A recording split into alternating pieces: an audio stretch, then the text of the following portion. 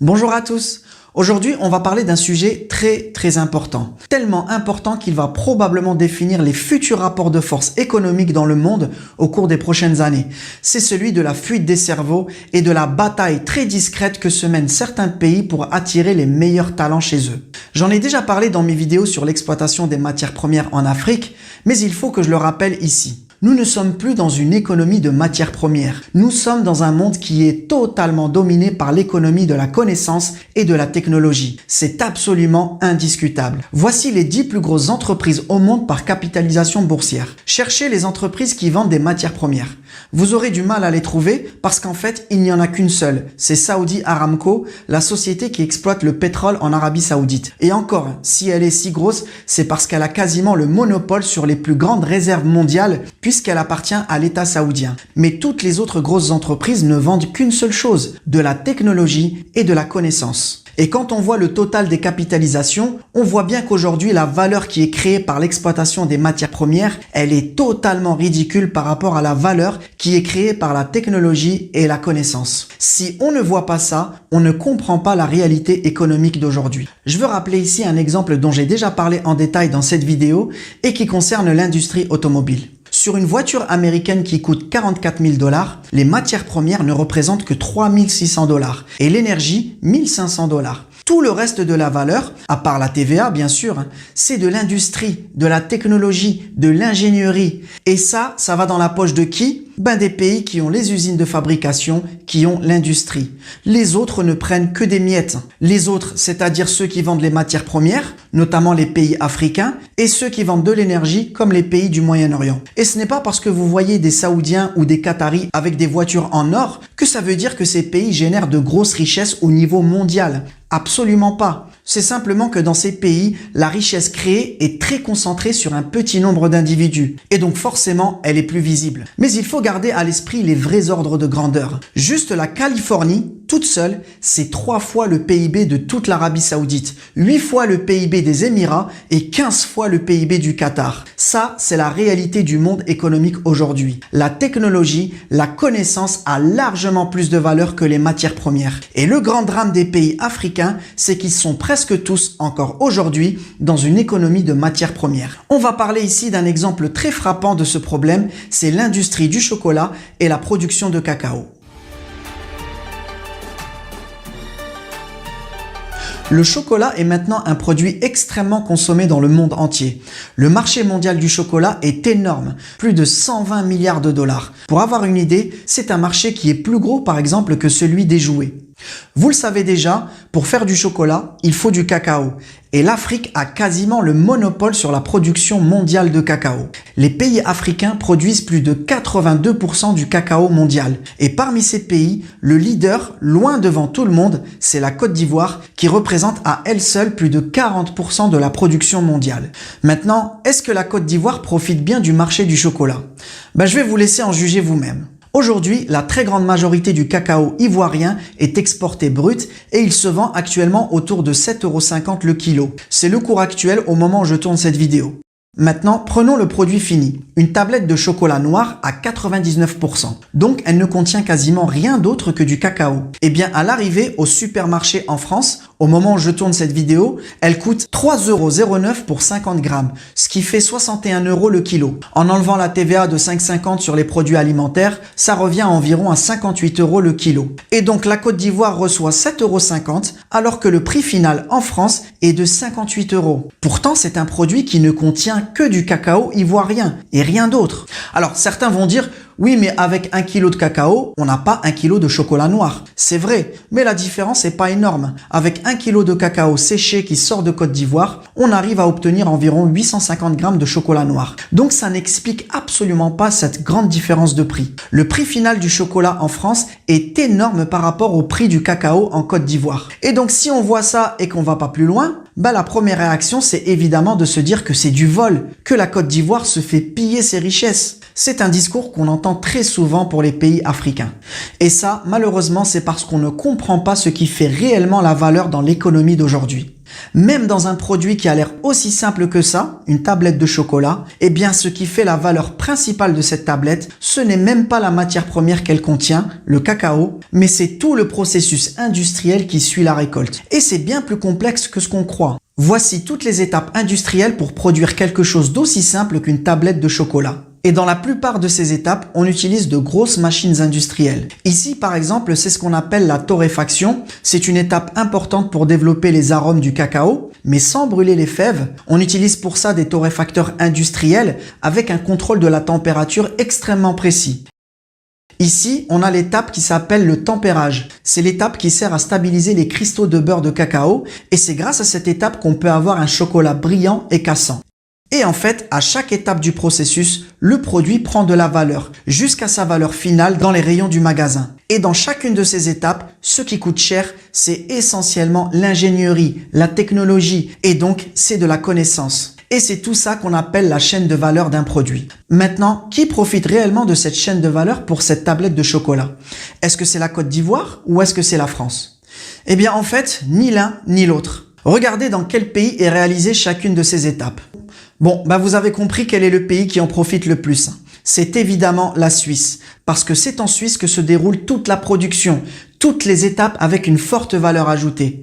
Dans cette chaîne de valeur, du point de vue économique, on comprend tout à fait pourquoi la Côte d'Ivoire ne touche que 7,50 € sur un produit final de 58 €. Et on comprend bien pourquoi l'Afrique ne génère qu'une très petite part de la richesse mondiale. Le cacao ne vaut en fait pas grand-chose dans le prix du chocolat, de même que toutes les matières premières dans cet iPhone ne valent pas grand-chose par rapport au prix final de l'iPhone. Tout l'uranium qu'on utilise dans cette centrale nucléaire ne vaut pas grand-chose dans le prix final de l'électricité. Toutes les matières premières dans cette voiture ne valent pas grand-chose par rapport au prix final de la voiture.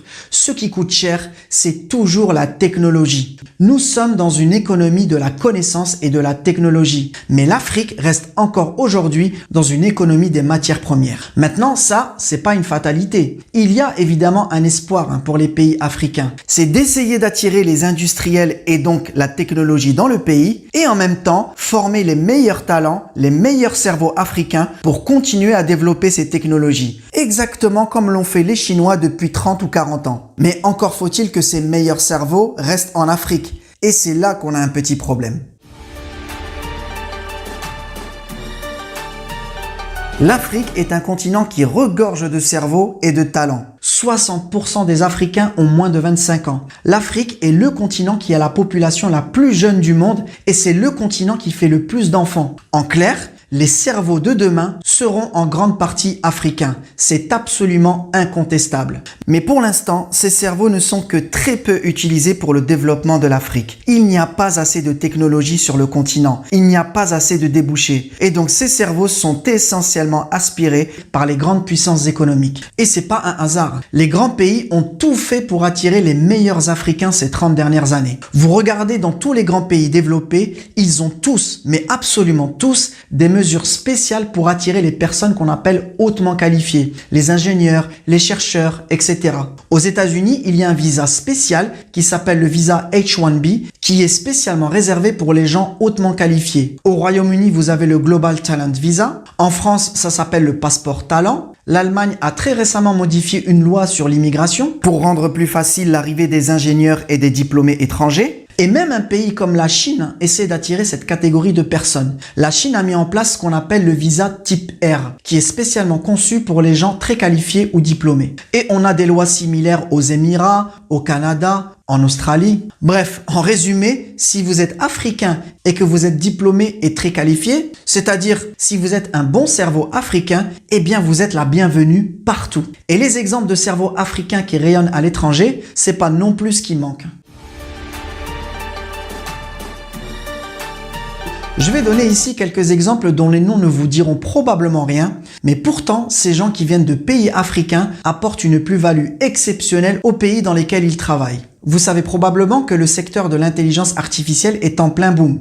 Et on connaît les grandes sociétés qui font avancer ce domaine comme Google, OpenAI ou Microsoft. Mais ce qu'on sait moins, c'est que la société derrière qui rend tout ça possible et qui est en réalité celle qui profite actuellement le plus de ce secteur, c'est Nvidia. Parce qu'elle a une technologie spécifique aux cartes graphiques, les GPU, qui sont utilisées dans l'IA. En seulement un an, la valeur boursière de Nvidia a totalement explosé. Elle a été multipliée par 10. Au moment où je tourne cette vidéo, Nvidia est tout simplement devenue la deuxième plus grosse entreprise au monde au niveau de sa capitalisation, devant Apple, Google et Amazon. Nvidia est valorisée actuellement à plus de 3200 milliards de dollars. Je ne sais pas si on se rend bien compte, la valeur de Nvidia, aujourd'hui, une seule entreprise, c'est plus que tout le PIB de la France. Le succès de cette entreprise est absolument incroyable. Et bien, parmi les meilleurs chercheurs et ingénieurs qui participent à ce succès chez Nvidia, il y a une Marocaine extrêmement talentueuse que peu de personnes connaissent,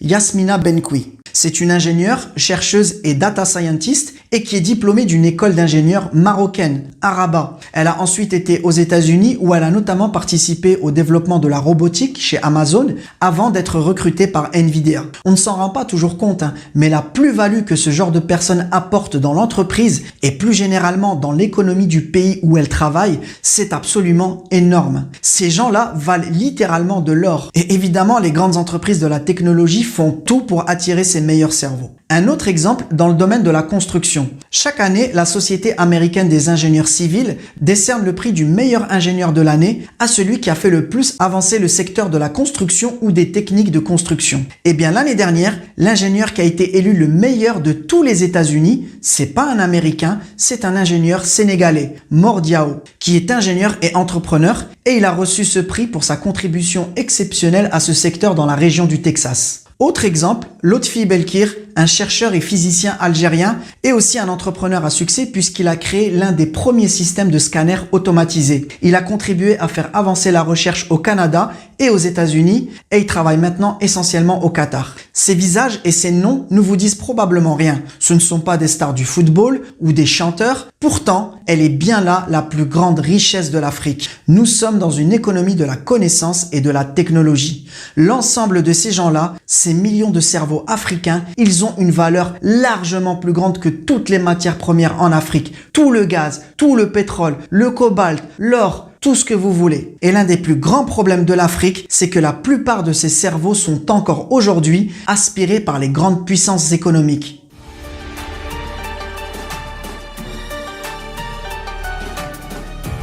Il y a une statistique en France dans le secteur de la médecine qui est très parlante. Vous le savez si vous avez été à l'hôpital en France, aujourd'hui le système de santé français ne peut pas tenir sans les médecins étrangers. C'est impossible. Prolonger ces décisions qui ont été prises d'accueillir des médecins étrangers. On n'a pas le choix.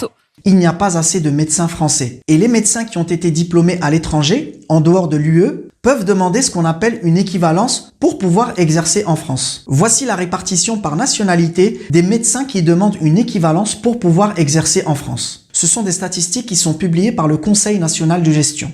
La moitié des médecins qui demandent l'équivalence en France sont des médecins algériens. Et si on ajoute les Tunisiens, on est déjà à plus de 65%, juste pour ces deux pays. Mais un médecin algérien qui vient exercer dans un hôpital en France, il n'a pas été formé par la France. Il a été formé par l'Algérie. C'est l'État algérien qui a financé et qui a fait les efforts nécessaires pour avoir beaucoup de médecins. D'autant plus qu'en Algérie, les études de médecine sont gratuites et financées par l'État. Si ensuite, quand ils ont leur diplôme, c'est-à-dire au moment où ils deviennent le plus utiles pour la société, ces médecins vont travailler en France, ils vont donc contribuer au système de santé français, alors qu'ils ont été formés et financés par l'État algérien. Vous conviendrez que c'est quand même totalement injuste. Quand la France a besoin de l'uranium au Niger ou quand la Suisse a besoin du cacao en Côte d'Ivoire, c'est pas gratuit. Ils doivent l'acheter dans les pays africains. Pourquoi quand la France prend des médecins algériens, elle ne paye pas l'État algérien? Certains d'entre vous vont probablement sourire et se dire mais il est fou, pourquoi la France elle va payer pour ça? Parce que vous savez bien que c'est pas comme ça que ça se passe. Mais si on suit le principe de justice économique, c'est ce qui devrait se passer. L'État algérien fait de gros efforts pour former des médecins. Si ces médecins vont ensuite aider le système de santé français et pas le système algérien, en toute justice, la France devrait payer l'Algérie pour avoir formé ces médecins. Sauf que, qui a dit que le monde était juste? Le monde aujourd'hui, c'est surtout une question de concurrence et de rapport de force. Et chaque pays utilise les armes qu'il a. La France ne paye pas l'Algérie pour avoir ses médecins, tout comme le Royaume-Uni ne paye pas l'Inde pour avoir ses ingénieurs. Les États-Unis ne payent pas les pays africains pour avoir leurs meilleurs chercheurs. Si les grandes puissances économiques ne payent pas les autres pays pour prendre leurs hauts diplômés, c'est tout simplement parce qu'ils ont trouvé une autre solution. Il leur suffit juste de faire une chose, attirer directement ces hauts diplômés vers eux, parce qu'ils leur offrent de plus gros salaires, de meilleures perspectives de carrière et plus généralement un meilleur cadre de vie.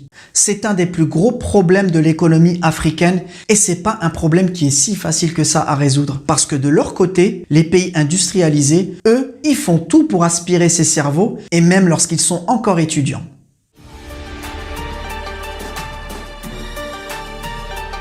Aujourd'hui, lorsque vous êtes un étudiant africain brillant, et notamment dans les matières scientifiques, vous pouvez aller ensuite finir vos études dans quasiment n'importe quel grand pays. Vous êtes la bienvenue partout. Et si vous êtes très brillant, ben là, ces pays vont même vous payer pour venir faire vos études chez eux. Les États-Unis, par exemple, ont mis en place le Fulbright Foreign Student Program. C'est un système de bourse pour les meilleurs étudiants étrangers. Vous êtes une étudiante malienne très brillante en biologie ou mathématiques? Eh bien, avec ce système de bourse, l'État américain est prêt à vous payer en moyenne plus de 2000 $ par mois si vous choisissez de terminer vos études aux États-Unis. Et c'est même pas ce qui leur coûte le plus cher, parce que dans le Fulbright Foreign Student Program, il y a aussi les frais de scolarité qui sont pris en charge, les voyages en avion avec le Mali, etc.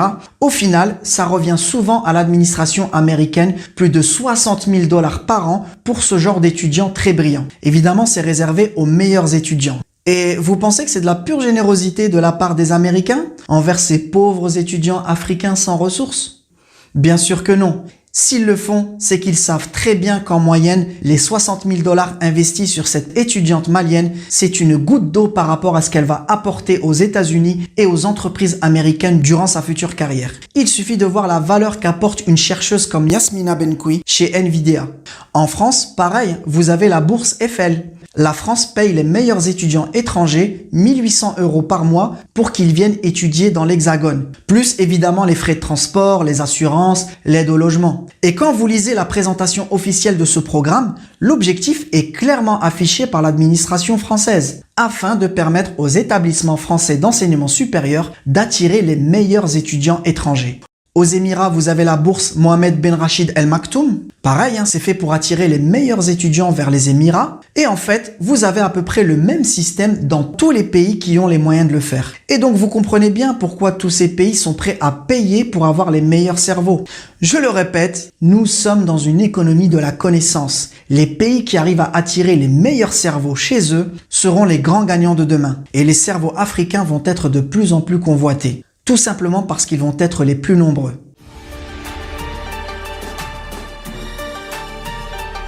En France, regardez tous les étudiants étrangers. La moitié viennent d'un seul continent, l'Afrique. Et il faut bien comprendre que ce n'est pas n'importe quel étudiant africain qui arrive à être accepté dans une université en Europe. Ce sont en général les meilleurs. Et c'est encore plus vrai si on parle des écoles d'ingénieurs. Demandez à n'importe quel élève ingénieur en France, il vous le confirmera. Les élèves qui viennent des pays africains sont en général très forts dans les matières scientifiques, tout comme les élèves chinois d'ailleurs. Campus France a publié les dernières statistiques sur les étudiants étrangers et voici les 3 pays les plus représentés dans les écoles d'ingénieurs françaises. La Tunisie, la Chine et surtout le Maroc qui représente plus de 21%.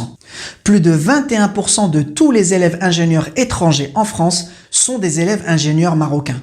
C'est quand même considérable. Et c'est encore plus impressionnant quand on regarde l'école d'ingénieurs qui est aujourd'hui la meilleure en France selon les classements officiels, l'école polytechnique de Paris. Le concours de l'X, comme on appelle souvent cette école, c'est tout simplement le concours le plus prestigieux et le plus difficile à réussir aujourd'hui en France. Pour tous les élèves de classe préparatoire scientifique, réussir le concours de l'X, c'est clairement le rêve et très peu y arrivent. Eh bien, regardez les étrangers qui ont réussi ce concours l'année dernière en 2023. Un Tchèque, un Roumain ou une Roumaine, je ne sais pas si c'est un étudiant ou une étudiante, un Libanais, un Congolais, un Chinois, un Chilien, un Algérien, un Canadien, un Autrichien, 10 Tunisiens, ce qui est déjà pas mal, et 40 Marocains. 40 Marocains qui ont réussi le concours le plus difficile en France. C'est absolument incroyable. Le niveau de cette nouvelle génération de jeunes étudiants marocains est tout simplement phénoménal. Et c'est pas moi qui le dis, c'est justement la directrice des relations internationales de l'école polytechnique, Gaëlle Le Goff. Et si vous avez vu mes précédentes vidéos sur le développement de l'industrie et des technologies au Maroc ces dernières années, vous comprenez tout de suite que c'est pas tout à fait un hasard.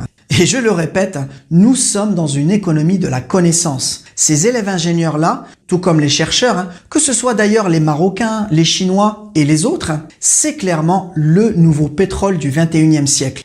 Il faut savoir que les grands groupes en France viennent souvent recruter les meilleurs élèves directement à la sortie de l'école. Et là encore, c'est pas un hasard. Pour les grands groupes français comme Stellantis, Michelin, Alstom, Air Liquide, pour tous ces groupes, avoir les meilleurs cerveaux, c'est aujourd'hui absolument vital s'ils veulent être compétitifs face aux grands groupes américains et aux groupes chinois. Et donc ces élèves ingénieurs représentent clairement une mine d'or aussi pour la France indirectement, y compris ces élèves ingénieurs marocains, évidemment. N'en déplaise à Monsieur Zemmour. Mais c'est la stricte réalité économique aujourd'hui. Maintenant, concernant ces Marocains, qui va effectivement profiter de ces cerveaux? Est-ce que c'est la France? Est-ce que c'est le Maroc? Ou même les États-Unis? Vous l'avez compris, ça dépend évidemment de ce que vont faire ces jeunes après leur diplôme. Et c'est ce qu'on essaiera de comprendre dans une prochaine vidéo. Voilà, c'est tout pour aujourd'hui. Comme d'habitude, un grand merci si vous suivez mes vidéos. N'hésitez pas à laisser votre avis en commentaire et je vous dis à très bientôt.